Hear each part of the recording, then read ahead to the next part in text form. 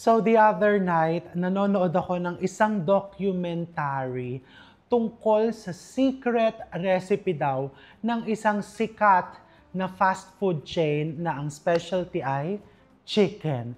11 herbs and spices daw and seasoning ang nilalagay. So alam nyo na siguro kung ano yon. So it's KFC. So the past few days, I've been testing and developing recipes. So today, i-share ko naman sa inyo ang na-develop ko na medyo may spice na KFC-inspired fried chicken. But our recipe, meron tayo ditong 14 spices, herbs, and seasoning instead of 11. So gawin natin.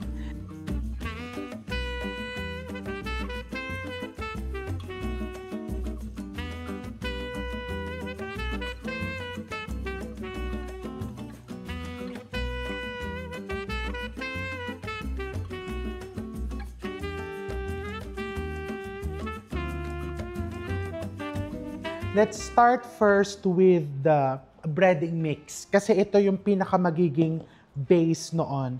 So, sulat kamay po itong ginawa ko. And ang imimix ko dito, times 2 na breading recipe para may pasobra.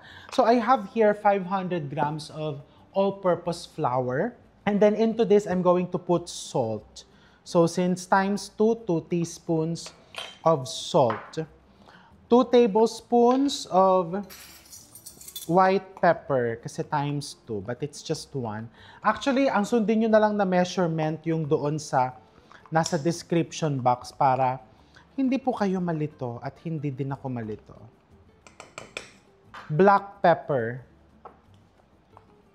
Maraming black pepper kasi di ba ang isa sa flavor profile ng KFC is very peppery.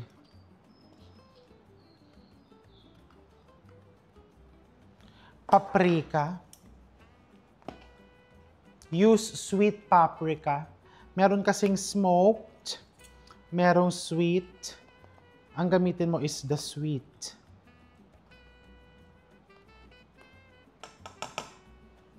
Garlic powder. So this is my garlic powder.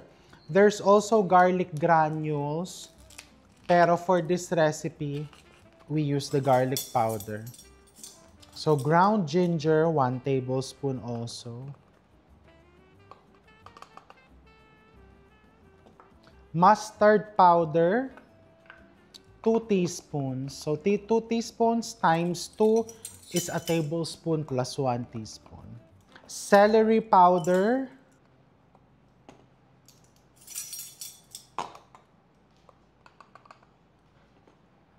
basil. For the basil, I'm just putting 1 teaspoon kasi medyo matapang po ang basil. Thyme.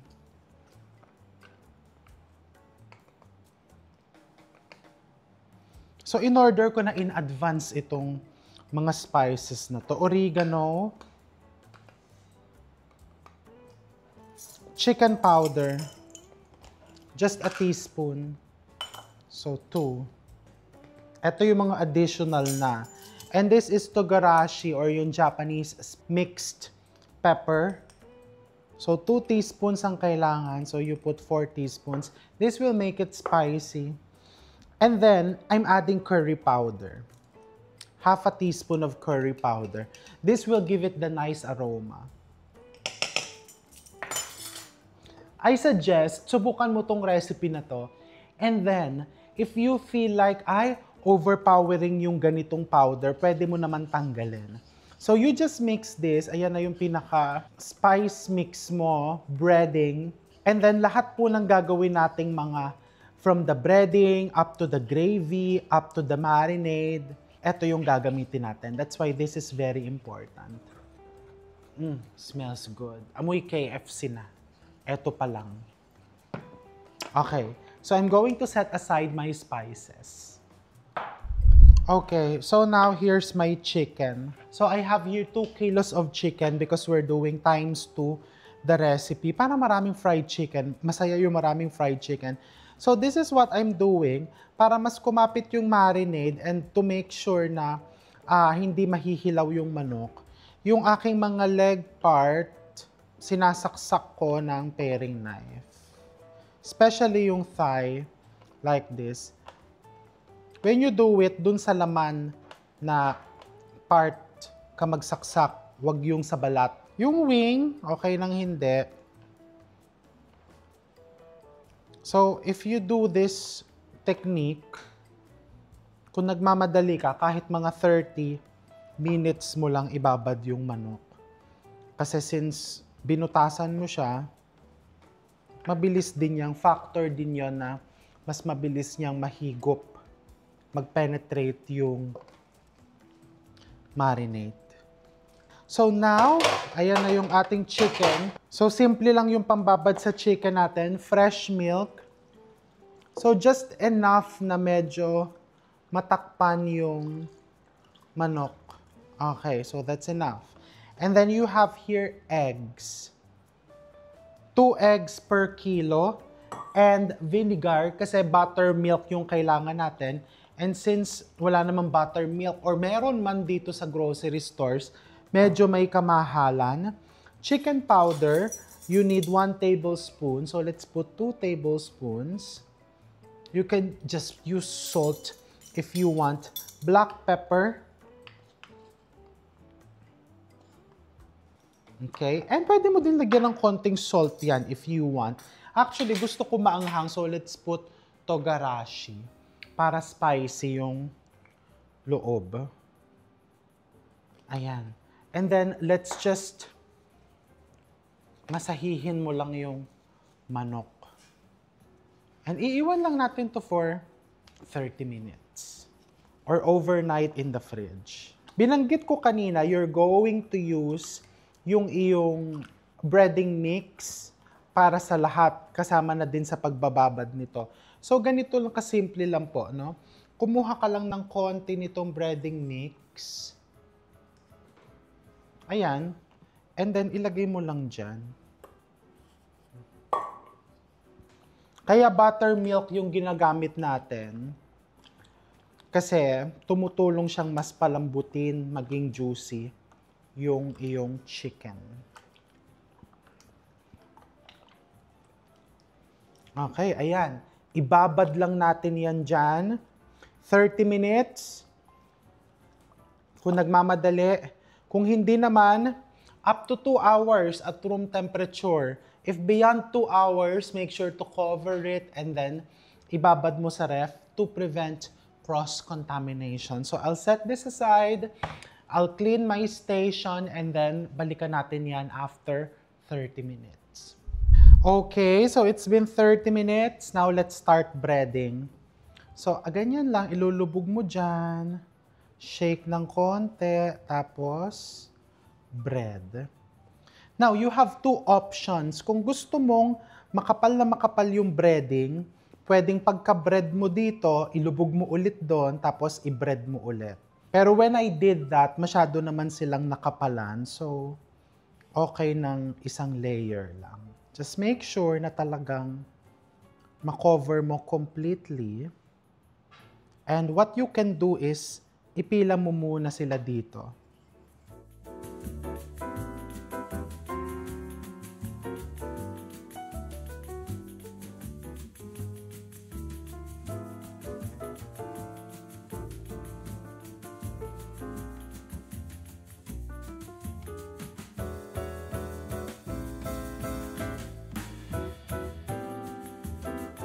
Okay, so yan, let's start frying.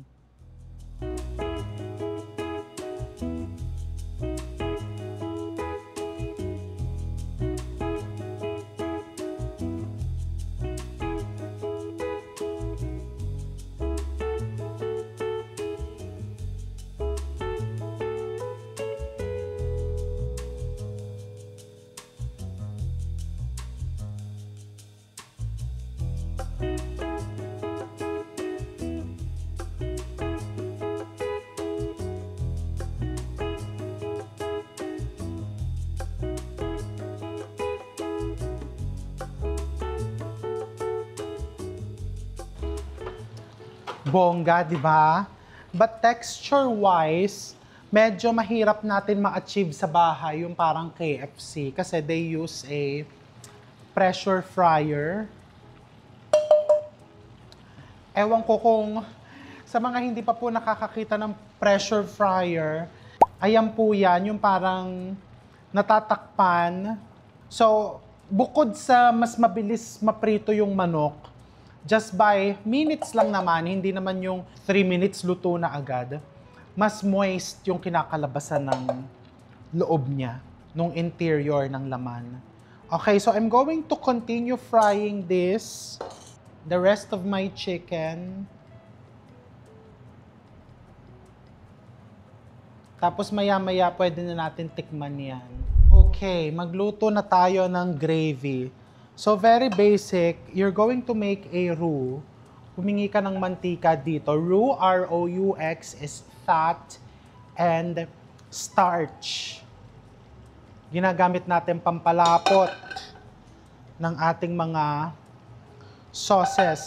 So this is my fat coming from frying the chicken, tapos yung ating breading.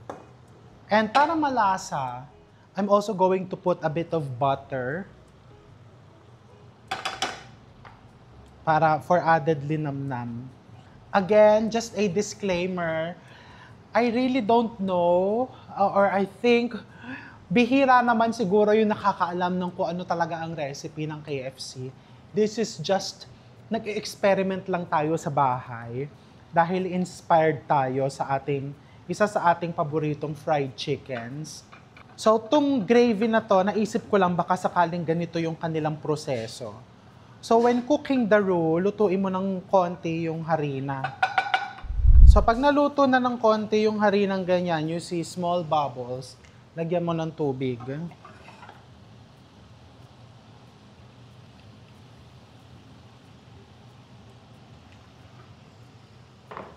And then, you just bring it to a boil. Lalapot na yan. Ayan. So, it's starting to thicken. Let's put chicken powder.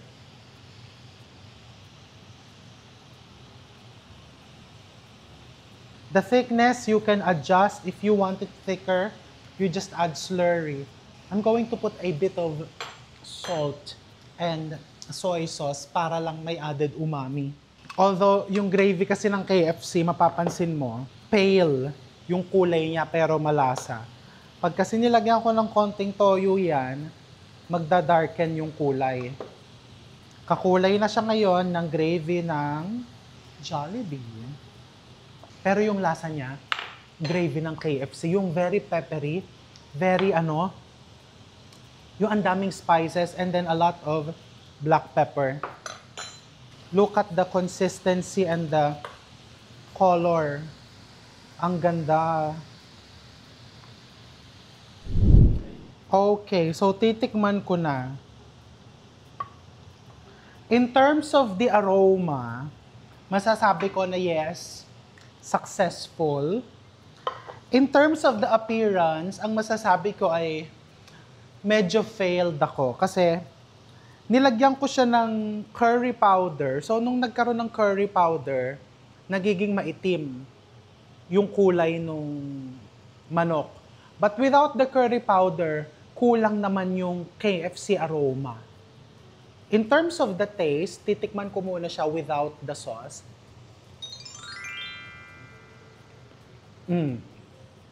Successful. Although honestly, kulang pa sa babad. Kung minadali ko kasi 30 minutes lang dito sa labas, kung binabad ko ng mga 1 to 2 hours, mas masarap.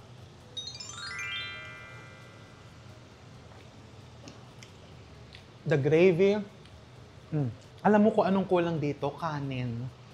Kasi ang feeling ko lang ito para sa akin lang po, na ang KFC, para talaga siyang perfect with rice. Kasi heavily flavored yung kanyang breading. Makikita mo naman doon sa labas ng manok, ayan yung mga pasik-pasik ng herbs and spices na nilagay natin. And actually, yung amoy niya, there's an inviting aroma. na alam mong KFC siya.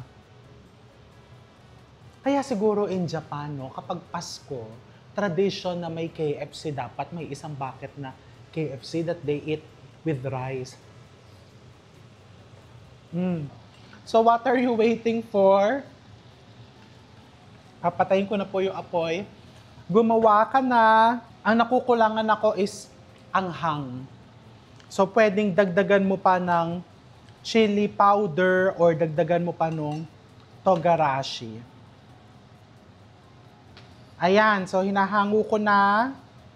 And gumawa ka na rin and I'll see you soon.